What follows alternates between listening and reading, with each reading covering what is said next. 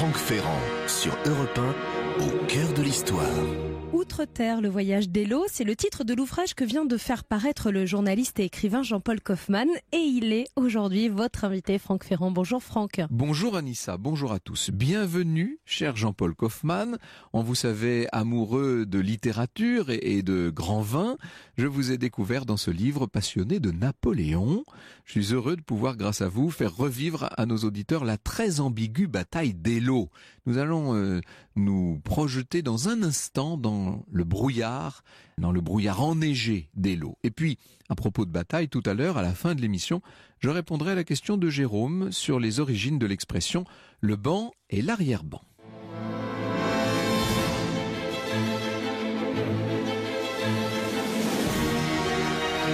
Europe 1, au cœur de l'histoire. Franck Ferrand.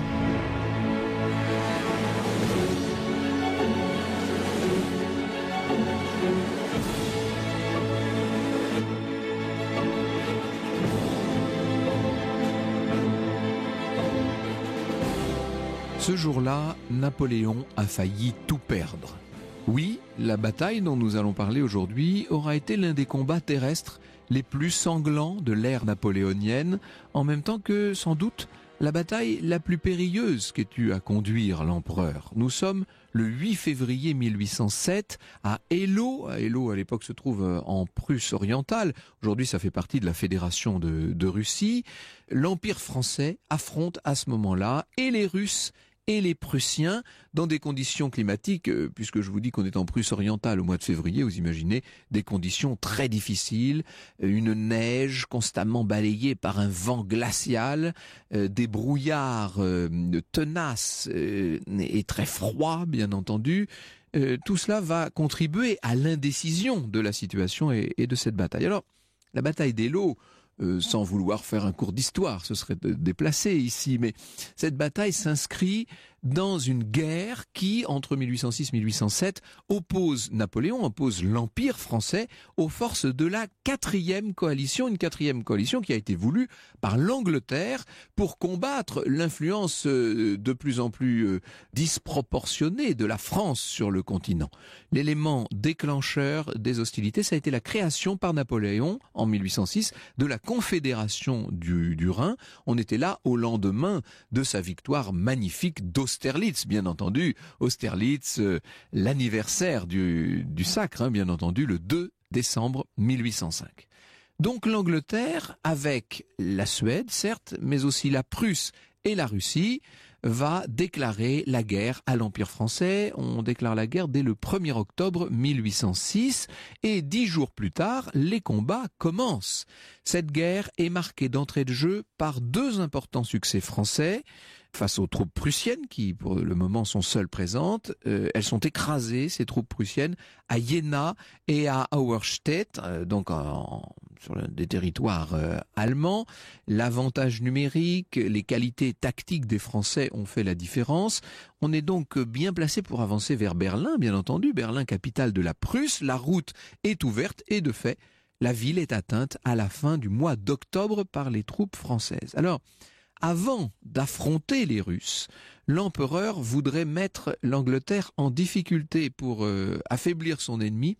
Il va décréter le fameux blocus continental le 21 novembre. Il s'agit d'empêcher toute forme d'exportation envers l'Angleterre. Et ça marche dans les deux sens d'ailleurs. Le but est d'isoler l'île britannique, d'affamer les Anglais. Et il va pouvoir s'occuper, dès qu'il le peut, de son autre grand adversaire, celui qu'il redoute véritablement, l'adversaire russe. La grande armée de Napoléon Ier, cette grande armée est divisée en plusieurs corps distincts. On s'avance à travers la Pologne vers les Russes, bien entendu. On va s'affronter probablement en Pologne. Les troupes russes sont dirigées par le général Lefin August von Bennigsen. Bennigsen est un général d'origine hanovrienne, c'est un Allemand d'une certaine manière, mais depuis Catherine II, il travaille pour les Russes. On peut donc le considérer maintenant comme un général russe d'une certaine manière. Les troupes russes se sont avancées discrètement dans le nord de la Pologne.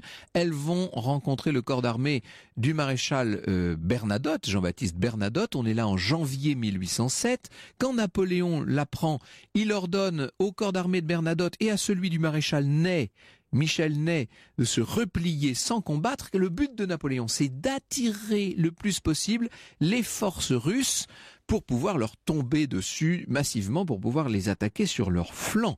Seulement, les Russes sont au courant, parce qu'ils ont intercepté le message qui était destiné à Bernadotte. Ils connaissent donc maintenant le plan de l'empereur, et bien entendu, ils vont tenter de le déjouer. Bennigsen, aussitôt, ordonne la retraite. C'est un jeu de chat et de souris, en fait, sur ces territoires polonais. Napoléon et Bennigsen ne sont pas contents du reste d'avoir à évoluer sur ce territoire polonais. Il faut imaginer des champs de bataille éventuels qui sont de très grandes étendues, très plates, avec des étangs, des ruisseaux, toutes sortes de marécages qui ne sont pas toujours visibles, notamment du fait des brumes permanentes. Il y a beaucoup de boue, ce qui rend les déplacements pénibles pour les troupes. Et puis surtout, on est dans des espaces quasiment déserts, c'est-à-dire qu'il y a très peu de villages qui puissent aider à l'hébergement et surtout au ravitaillement des troupes.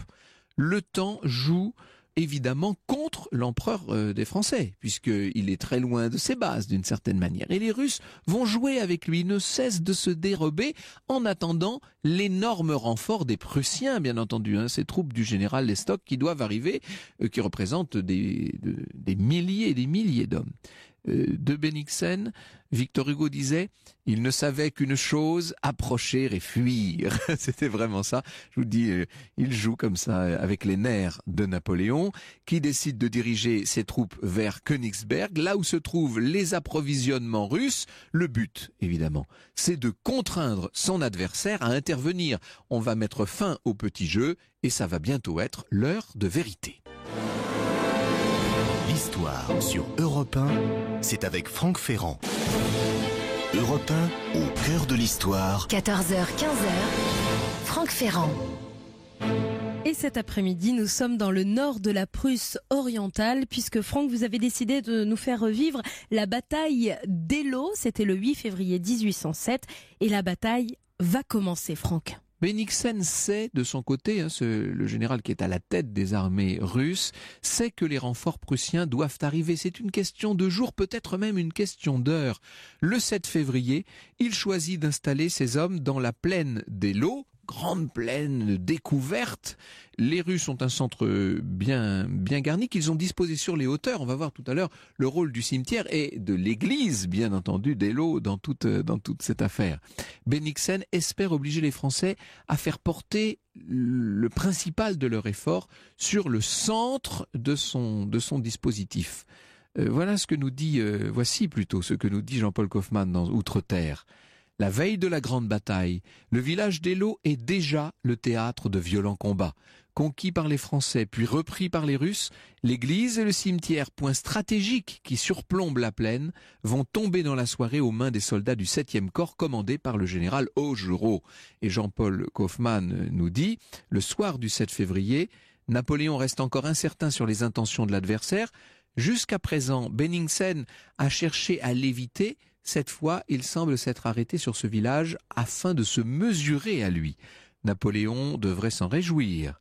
Mais dans ce combat à venir, il a besoin de rassembler les forces dont il dispose. Or, c'est loin d'être le cas.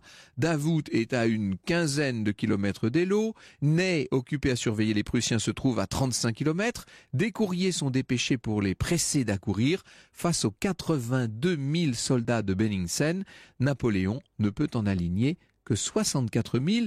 Il est donc, ce qui est certes assez coutumier dans les campagnes napoléoniennes, en infériorité numérique. La bataille va commencer le 8 février à l'aube par d'abord une préparation d'artillerie importante. C'est un duel d'artillerie qui transforme le paysage en une sorte de cataclysme. Bennigsen a remarqué l'absence de Ney. Il envoie donc ses troupes à l'assaut de l'aile gauche de Napoléon. L'armée française va réussir à repousser l'attaque. Et puisque les événements ont l'air de tourner plutôt en sa faveur, Napoléon décide de lancer les hommes du maréchal Augereau sur le centre du dispositif russe. Ça, c'est ce qu'avait déjà d'ailleurs anticipé Bennigsen. Seulement, c'est le moment de la tempête de neige, la célèbre tempête d'Eylau.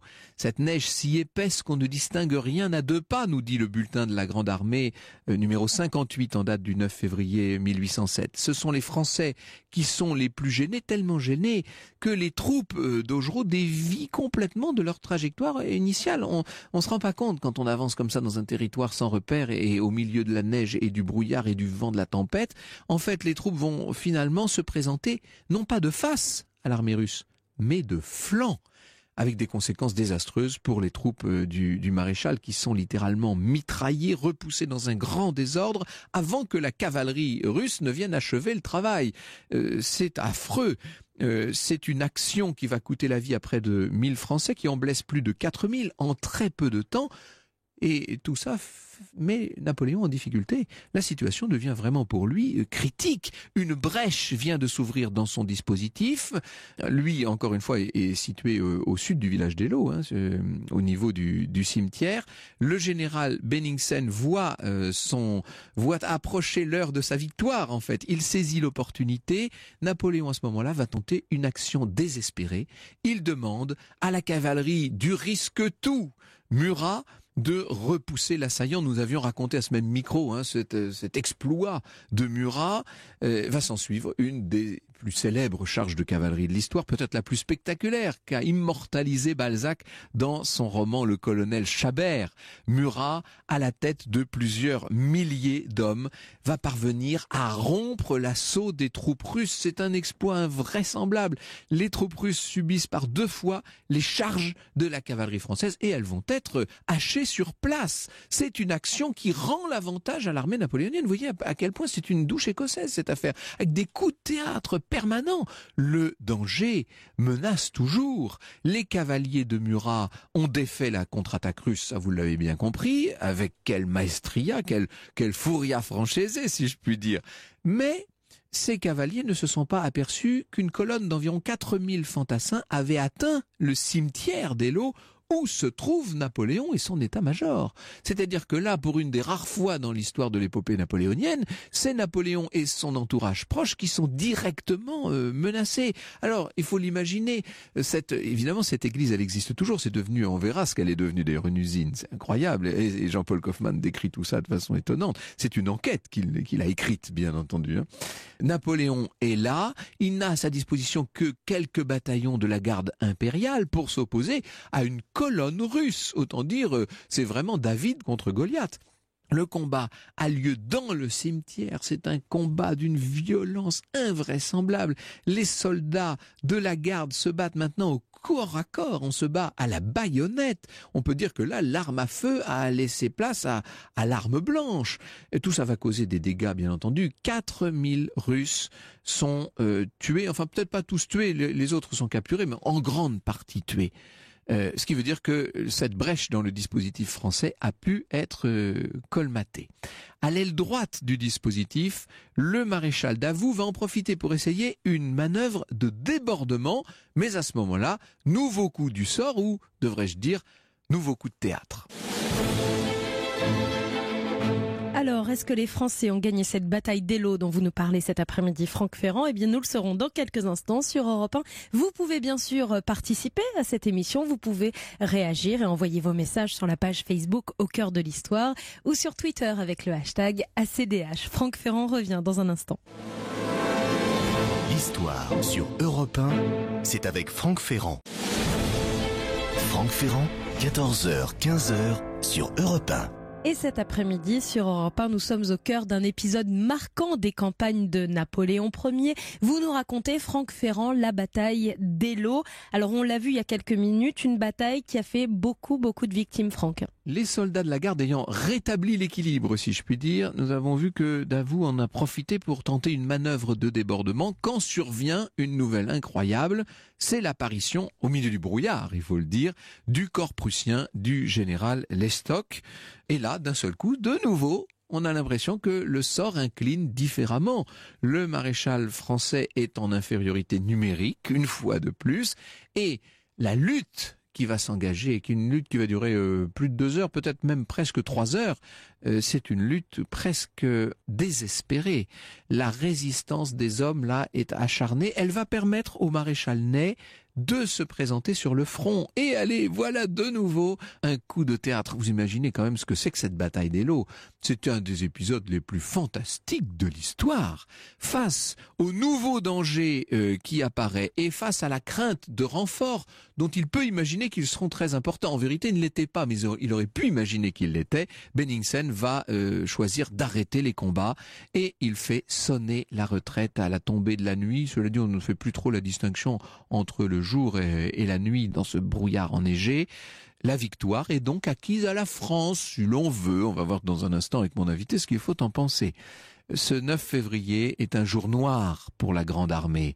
C'est l'un des chirurgiens de la Grande Armée, Percy, vous savez, qui parle de la boucherie d'Eylau. Et c'est vrai qu'on n'avait quasiment jamais connu jusqu'alors. On reverra ça plus tard, le lendemain de Borodino, pendant la campagne de Russie.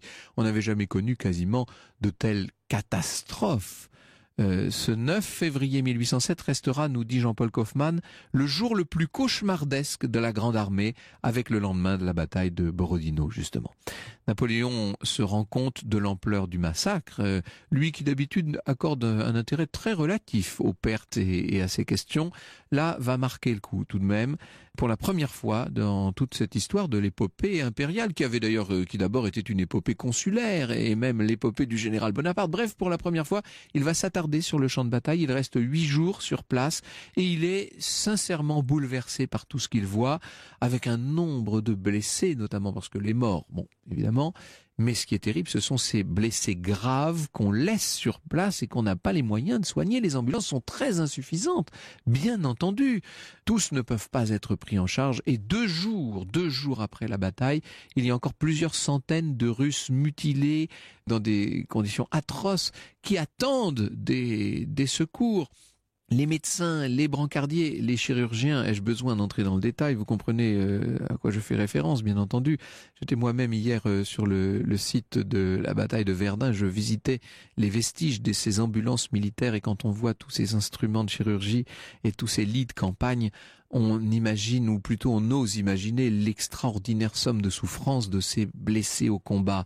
J'avais eu l'occasion de vous parler de la naissance de la Croix-Rouge à propos d'une autre bataille, celle de 1859, Solferino, où on avait vu Dunant complètement effaré par l'extraordinaire violence inhumaine de ces grandes boucheries militaires. Eh bien, on peut dire qu'à Eylau, on est en présence d'un phénomène de ce genre. Il va falloir attendre la bataille de Friedland pour que l'empereur des Français, cette fois, défasse les Russes pour de bon. Et ça, ce sera le préambule à la grande rencontre, vous savez, avec l'empereur Alexandre Ier. Ce sera Tilsit et la signature en juillet 1807 de ce traité qui, pour Napoléon, est un véritable triomphe et qui paraît mettre fin à la guerre entre la France et la coalition. Je dis paraît parce que ça n'était que la 4e coalition. D'autres vont se former. La paix sur le continent européen n'est rétablie que pour quelque temps, très peu de temps somme toute, puisqu'une 5e coalition va bientôt se dresser contre la France dès le début de 1809. Alors, est-ce qu'on peut donc parler d'une victoire française à Eylau? Le champ de bataille reste aux mains des Français, ça c'est incontestable, donc ils peuvent se considérer comme vainqueurs et vous pouvez faire confiance évidemment aux rapporteurs du bulletin de campagne pour célébrer cette grande victoire, et d'ailleurs Napoléon va la présenter comme telle bien entendu, mais les pertes sont énormes. Napoléon n'a pas pu mettre hors d'état de nuire cette armée russe qui a su d'une certaine manière faire retraite à temps. Cette armée gigantesque demeure une menace pour ses troupes et dans Outre-Terre, Jean-Paul Kaufmann rappelle ces mots de celui qui va devenir le ministre de la police de Napoléon dans quelque temps, Savary, qui dit « Une bataille que les Russes prétendent avoir gagnée et que nous ne voulons pas avoir perdue ». Bonjour Jean-Paul Kaufmann. Bonjour. J'ai à grands traits, à la hussarde, si vous me passez l'expression, retracé les circonstances de cette bataille d'Eylau, que vous êtes allé voir, vous, si je puis dire, sur place. Alors, les soldats ne sont plus là, quoique. L'histoire sur Europe 1, c'est avec Franck Ferrand. Renaud.fr. Franck Ferrand, 14h, 15h sur Europe 1.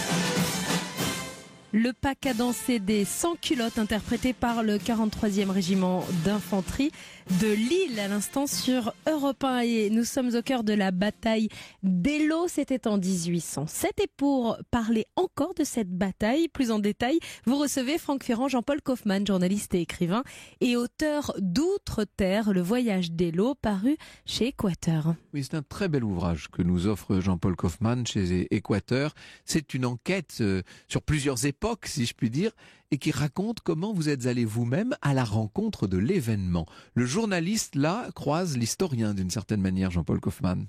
Oui, d'abord, c'est un voyage familial. C'est ça ? Nous y sommes allés en famille pour le 200e anniversaire de la bataille au mois de février 2007. Et nous pensions... Il y a 9 ans bientôt. Oui, il y a 9 ans d'ailleurs, oui. Nous pensions d'ailleurs être seuls sur le champ de bataille, visiter ça tranquillement, et nous avons été très étonnés de voir que les Russes, justement, célébraient cet événement. Il y a eu 4 jours de célébration. Les Russes pensent avoir eux aussi gagné la bataille. C'est ça. Alors, comme dans bien des cas, on pourrait citer un grand nombre de cas dans l'histoire. Le plus célèbre est peut-être Marignan, dont les Vénitiens nous disent c'est nous, les Suisses aussi, et les Français n'en parlons pas. Il y a comme ça un certain nombre de batailles dans l'histoire dont la victoire est partagée d'une certaine manière. C'est exactement le cas de la bataille d'Eylau. On peut dire que c'est un match nul.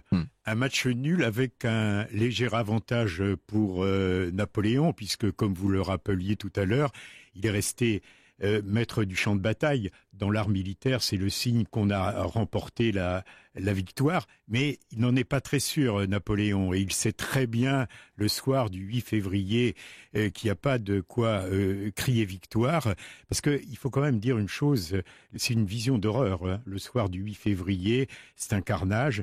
Et avec la journée, avec le soleil du 9, on va prendre la mesure de l'ampleur des dégâts. Ah oui, tout à fait. Il y a chez tous ces combattants, il y a un dégoût.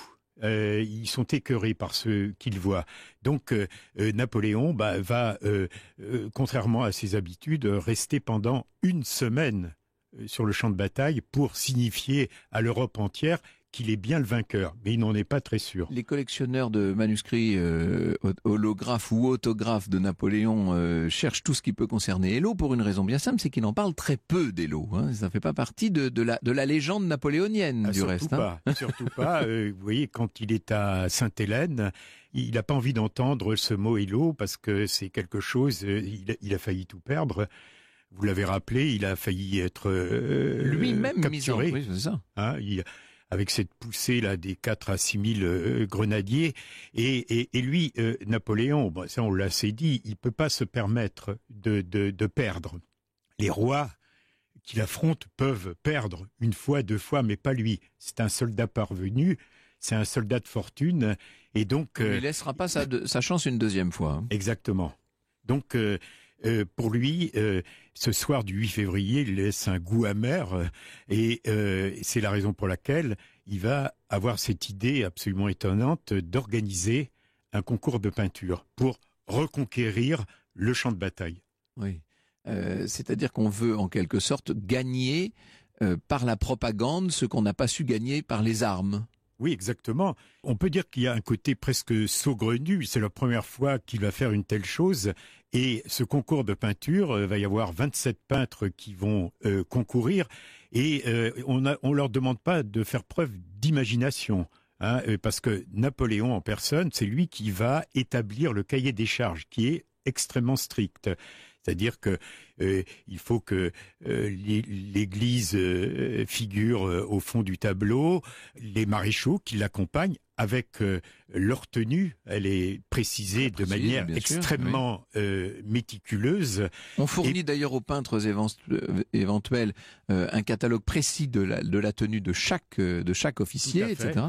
Oui. Et ce qui est important aussi de souligner, c'est que c'est le lendemain de la bataille. Donc, comme vous le disiez, là, on voit l'ampleur du carnage, l'ampleur de la boucherie, parce que ce qu'il faut dire, c'est que cette bataille s'est déroulée dans un très petit espace, à la différence d'Austerlitz, où le front est 4 fois plus important. Les uniformes, une bonne partie des régiments étaient vêtus de blanc, et puis il y a cette neige qui accentue cette vision d'horreur sanglante.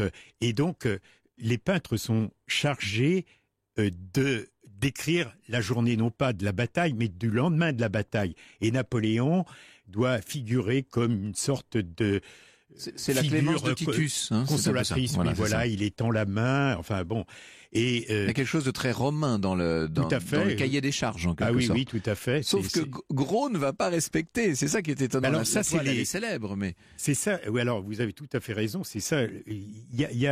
Pour moi, c'est un peu une énigme. Pourquoi Napoléon, cet homme si intelligent, il voulait que soit camouflée toute cette vision d'horreur, toutes ces mutilations, tous ces cadavres, et finalement, Gros les peint dans toute sa crudité. Et non seulement ça, c'est que Napoléon ne regarde même pas le champ de bataille. C'est que lorsqu'on regarde les yeux de Napoléon, il plafonne, il regarde vers le ciel. Donc il y a je ne veux pas voir cela, semble dire l'empereur. Donc on se demande pourquoi il a laissé passer une telle chose. Et Gros était tout à fait inquiet lorsqu'il a présenté pour la première fois ce tableau. Il savait pas quelle allait être la réaction de Napoléon. Et Napoléon a pris sa propre Légion d'honneur et l'a piqué sur la redingote du baron Gros, donc il était satisfait. Il était satisfait parce que peut-être retrouvait-il sur la toile l'espèce d'ambiguïté extrême qu'il avait vécue et qu'il fallait immortaliser d'une certaine manière. Une épopée n'est pas faite que de victoires achevées ou d'échecs définitifs. Il y a aussi comme ça des zones d'ombre, des incertitudes. Oui, vous avez raison, parce que je pense que Eylau est vraiment une bataille hors norme. Elle est inclassable. Et peut-être que pour une telle bataille, il fallait justement un traitement hors du commun aussi, qui est cette peinture que l'on peut voir au Louvre aujourd'hui, qui est une grande machine. Elle est très, très impressionnante. Oui. Et on n'aperçoit pas... C'est ça qui est étonnant aussi, c'est que lorsqu'on le regarde, à chaque fois qu'on le regarde, il y a un détail nouveau qui frappe et qu'on n'avait pas vu auparavant. Oui, ça fait partie de ces tableaux qui sont quasiment inépuisables. Alors ça, c'est le tableau de peinture. Il y a un autre tableau par lequel la bataille d'Eylau est restée célèbre. C'est le tableau de Balzac, bien entendu. Oui. C'est le colonel Chabert. Oui, alors finalement, qu'est-ce qui reste de cette bataille ? Vous parliez tout à l'heure de cette église. Oui, elle est toujours là. Ah bon, on va en parler tout à l'heure, oui. Et au fond, la vraie trace de cette bataille, c'est un être imaginaire, c'est le colonel Chabert, qui est ce colonel de la garde, corps d'élite de la Grande Armée, et qui va être donné pour mort lors de la grande charge de Murat, et qui va revenir 9 ans après dans un pays qu'il ne reconnaît plus. C'est ça aussi. Sa femme s'est remariée, elle a 2 enfants, et ce pauvre colonel Chabert va essayer de récupérer son nom, sa femme, son rang. Mais tout a changé. L'Empire s'est effondré, et puis c'est la période de la Restauration. Donc, en plus de ça, c'est une figure de désordre, ce colonel Chabert, parce que au fond... Et de mauvaise conscience. Oui, puis son épouse, on ne sait pas, son ex-épouse, a 2 maris. Et donc, il y a quelque chose qui est insupportable. Donc, il faut que ce colonel Chabert, il comprend très très vite qu'il doit retourner d'où il vient, c'est-à-dire dans le royaume des morts. Alors dans un instant, à vos côtés et aux côtés de votre famille, Jean-Paul Kaufmann, nous allons aller sur place voir ce qu'il reste aujourd'hui de cette bataille d'Eylau. Europe 1, au cœur de l'histoire. Franck Ferrand, 14h, 15h sur Europe 1.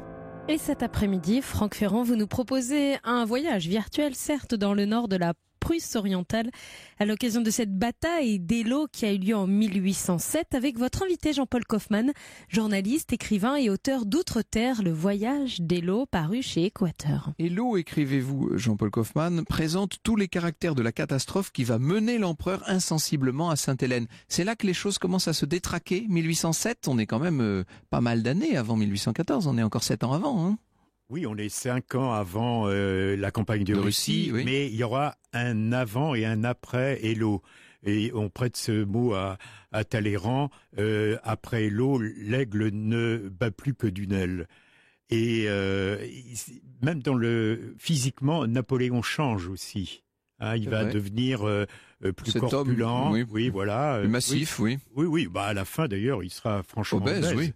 Donc, il y a un avant et un après Eylau, et bon, qui va être évidemment oublié très vite par Friedland, qui est une victoire éclatante, aussi éclatante que Jena, et puis évidemment par Tilsit, parce que Tilsit, on peut dire que c'est le triomphe diplomatique, là. C'est l'apogée de l'Empire. C'est ça. D'ailleurs, il dit à Sainte-Hélène que c'est le moment où il a été le plus heureux.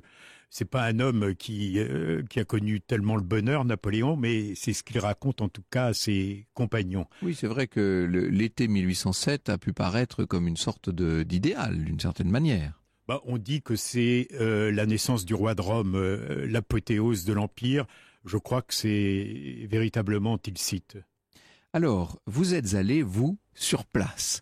D'abord, vous vouliez avoir le point de vue des Russes. Ça, c'est très intéressant parce que on connaît, nous avons parlé de la toile de Gros et évidemment du roman de Balzac, mais on connaît Eylau vu du côté français. Et on sait que l'histoire est souvent écrite par les vainqueurs. Comment les Russes l'ont-ils écrite, cette histoire ? Alors ça, en effet, ça m'a beaucoup intéressé. Et à peu près un mois après cette visite du champ de bataille d'Eylau, je suis allé à Moscou, justement pour savoir comment les Russes avaient raconté cette bataille. J'ai retrouvé un document que je cite d'ailleurs dans ce livre, le document Beckendorf. Beckendorf, Alexandre Beckendorf, appartenait à l'état-major de Bennigsen, et il raconte cette bataille en français d'ailleurs, puisque tout le monde parlait le français dans l'armée russe et parmi les généraux, et on se rend compte que ça ne correspond absolument pas à ce que les Français ont raconté. Alors, il y a quand même une chose qui est... Déjà, les offensives de cavalerie, là, les grandes charges sont quasiment oubliées. On n'en parle pas. C'est ça. Ce qui passe pour être la plus grande charge de cavalerie de l'histoire militaire européenne n'apparaît pratiquement pas dans ce récit de Beckendorf. Oui. Donc, et puis, il y a... La météorologie, c'est à peu près le seul point où ils sont d'accord, les deux parties. Mais pour le reste, on a l'impression que c'est une autre bataille qui est livrée. Alors, néanmoins, les Russes ont une vision peut-être plus équilibrée que la nôtre de ce qui s'est passé. Peut-être plus fine. Plus fine. En même temps, ils ont quand même, quand on fait le décompte de cette bataille, du côté français, et il y a quelqu'un qui a travaillé là-dessus, on pense qu'il y a à peu près 4800 à 5000 morts le soir d'Eylau. Du côté russe, il y en a pratiquement le double, 9 à 10 000. Ils sont plus, il y a une différence en gros de 15 000 hommes. Napoléon disposait de 15 000 hommes de moins que Bennigsen. C'est encore une fois c'est un match nul, une victoire incertaine, demi-défaite pour les uns. C'est très difficile à déterminer, mais du côté russe en tout cas, ils sont tout aussi sonnés que du côté français, parce que Napoléon, il n'y a pas seulement les belligérants, les combattants qui sont sonnés, mais Napoléon est tout à fait stupéfait par la résistance, par l'allant de l'armée russe qui a résisté, qui était un mur vivant devant lui. Et Napoléon a essayé d'esquiver ce choc frontal, il n'y est pas parvenu, d'où ce nombre de morts exorbitant. Ce que j'aime beaucoup dans la démarche qui devait aboutir à ce livre, c'est que vous êtes allé in situ. Je pense qu'il n'y a pas de meilleur moyen pour comprendre l'histoire que d'aller sur les lieux et de les fréquenter véritablement. Nous sommes en 1997, écrivez-vous dans le livre, je lance. Dans 10 ans aura lieu l'anniversaire de la bataille d'Eylau. Ce serait amusant de nous y retrouver le 8 février 2007. Un blanc accueille ma suggestion. Encore une de mes lubies. Ton Napoléon, soupire l'un de mes fils. Il ajoute, tu ne crois pas que ça suffit? Tu aurais pu trouver un autre sujet. Classe, on va faire la tournée des spectres, raille l'autre. Ça n'a pas été très bien accueilli, a priori, votre idée comme ça. Non, c'est vrai que ma femme aurait préféré sans doute aller à cette période au Sénégal ou dans un pays plus chaud. Et c'est vrai que lorsque nous sommes arrivés dans cet aéroport de Kaliningrad, là, mais c'était vraiment sibérien. Et ils n'en croyaient pas leurs yeux. Et finalement, et puis c'est un pays quand même qui est assez, en apparence, assez sinistre, rude, et puis il y a une certaine tristesse de cette plaine blanche, et puis finalement, la bonne humeur, l'implacable bonne humeur familiale a suppléé à cette désolation. Vous vouliez retrouver la fameuse église où se trouve l'état-major de Napoléon dans son cimetière, et vous tombez sur une usine maintenant, en fait. Alors oui, c'est la seule trace qui subsiste de cette bataille.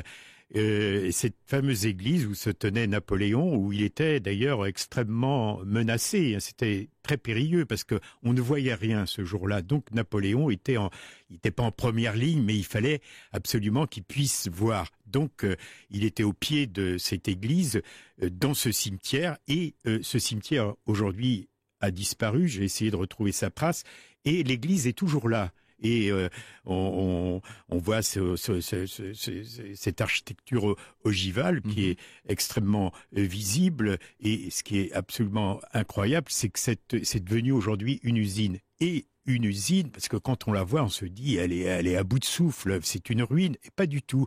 Alors ça aussi, c'est très russe.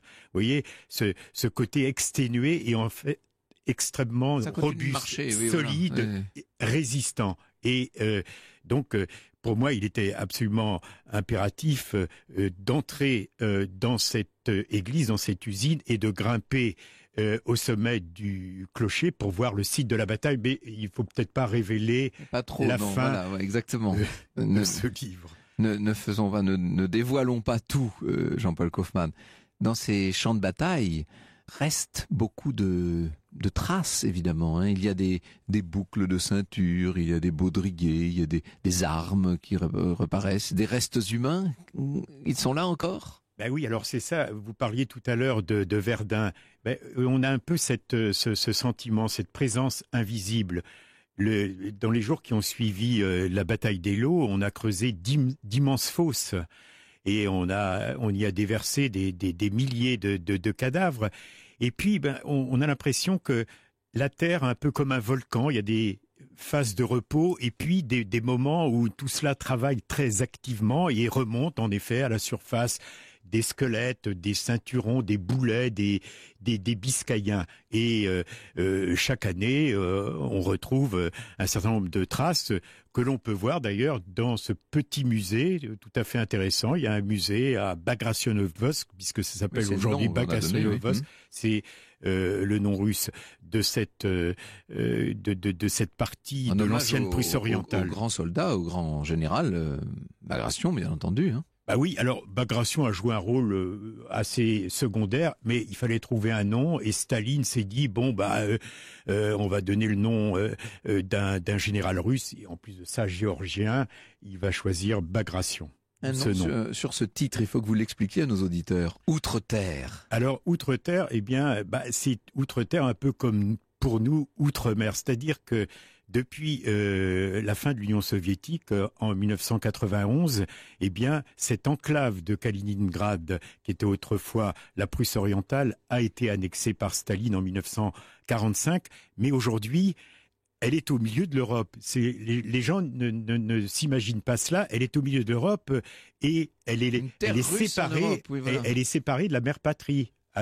Il faut 600 kilomètres pour pénétrer à l'intérieur donc de cette grande Russie. Ce qui donne aussi aux habitants de cette enclave de Kaliningrad un sentiment et une identité tout à fait particulière. Ils sont russes, en effet, mais en 1945, on a expulsé tous les Allemands et on a fait venir des quatre coins de l'Empire russe des familles de soviétiques et leurs descendants sont là aujourd'hui, mais ils ont une identité tout à fait particulière, un tout petit peu européenne.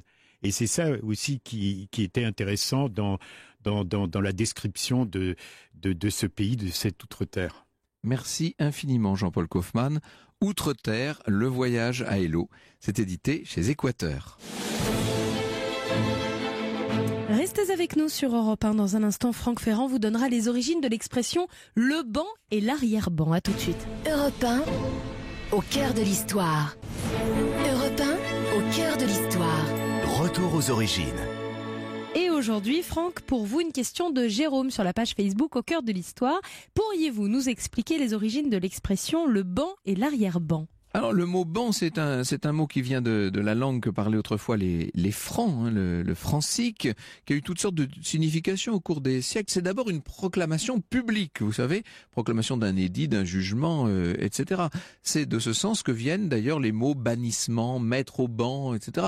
Publier les bancs, bien entendu, qui est un élargissement de cette origine. Ouvrir, fermer le banc, ça désigne au départ le fait de produire une sonnerie ou un roulement de tambour pour provoquer un attroupement qui va permettre justement de faire une proclamation. Alors, ça prend un sens plus guerrier dans l'acception qui intéresse notre auditeur, qui intéresse Patrice quand on parle de banc et arrière-banc. À l'époque féodale, les vassaux, vous savez, doivent assistance à leur seigneur. Ils doivent notamment effectuer un temps de service militaire pour son compte. On appelle ça l'ost. Il forme à ce moment-là le banc. Et quand le seigneur en a besoin, il convoque cette armée de circonstances. On appelle ça convoquer le banc.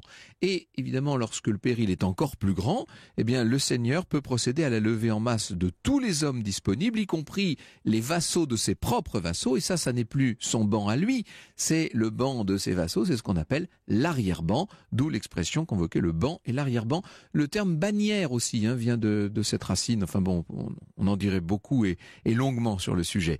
À partir du 19e siècle, le terme le banc et l'arrière-banc est devenu beaucoup plus familier. Évidemment, il désigne tous ceux dont on peut espérer un soutien ou un appui pour l'accomplissement d'un projet.